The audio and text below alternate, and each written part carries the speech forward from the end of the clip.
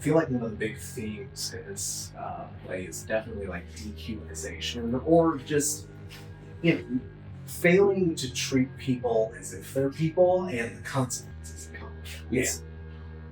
It's definitely a big driving factor behind the ultimate fate of the characters. Yes, and what makes it even more interesting is it's a human story, but it's wrapped up in cowboy shit and internet playing. Oh yeah, no, this is that's another thing I like about it. It is very niche. It's very niche internet. It covers a very niche sort of countercultural kind of movement, but it is broken down in a way that I feel like everyone can understand. Like the themes it tackles are universal, even if the package is maybe not something you see on every little stage. Andrew Lloyd Webber would never. I am playing Jasper Max, the Roach King of Canton, motherfucking Ohio. And I am Luke Keith, the faithful farmhand of the LOLCow Corral here on YouTube. 100K subscribers. I know.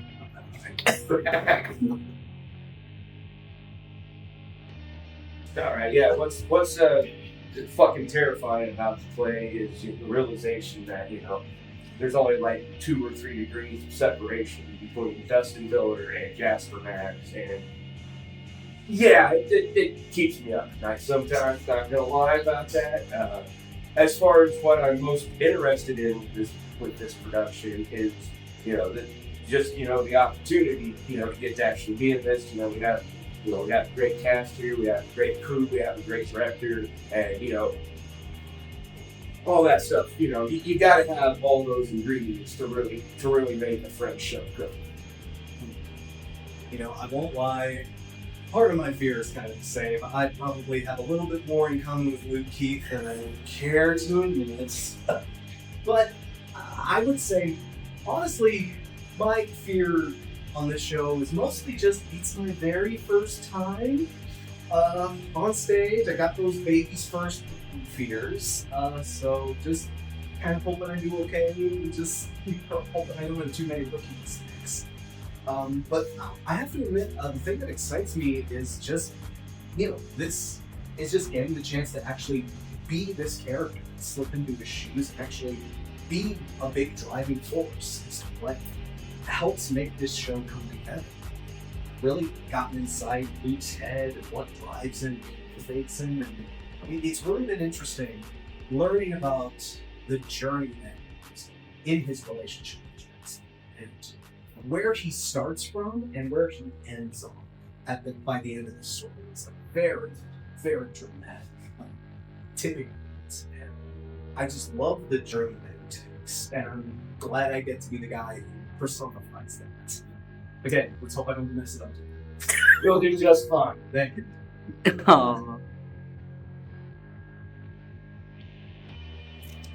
This will actually be my third Fringe, and as far as why you should attend the festival as a whole, is there is going to be a lot of variety this year. I believe this is the first year they've really made an effort to, have, more children-oriented stuff as part, of the Fringe, stuff, if you're walking by with your kid, it's like, hey, there might be a mime, or, there might be a band, or, maybe somebody, making balloons or something. That adds a lot of the variety, some of the variety, and, it definitely takes the edge off of this because, IndyFringe does get pretty out there sometimes, so, it's nice to have something that, the younger generations, that they have a way in the theater without, having to necessarily watch reprobates like us, pretend like we're doing drugs on stage and stuff. This will actually be my very first Fringe, both as a performer and as a formal attendee. I've been in Mass Ave, like in the neighborhood when Fringe was going on, but shame on me, I never did find the time to go to a show. I know, but this is my first go around altogether. I'm mostly looking forward to it. I actually get to go hands-on and actually have the Fringe, the most up-close and personal Fringe experience, I guess. I've heard so many good stories from y'all and from some of my other friends who have done it, and I'm excited to see it all roll out. Just witness the chaos. Oh yeah. Well, LOLCow is definitely 16 plus. In contrast to my previous statement that this is not a child-friendly show, please do not bring your children. Leave the kids at home. Yes, exactly. As far as the themes in it, if you're not familiar, with LOLCow, just be prepared for characters that are mentally unwell and go to very disturbing lengths to get the clicks, as the younger generation call them. There is, definitely some heavy topics involved, such as, allusions to child abuse, sexual assault. So that part of it is where things get really dark and really serious. But I do believe that, we've handled it in a mature fashion that, people with open minds can relate to without thinking that, it's just shock value or anything like that. Absolutely, 100%. There are some shocking moments in this play, but it all comes together and it all has a very definitive purpose, and it does make a very fun statement.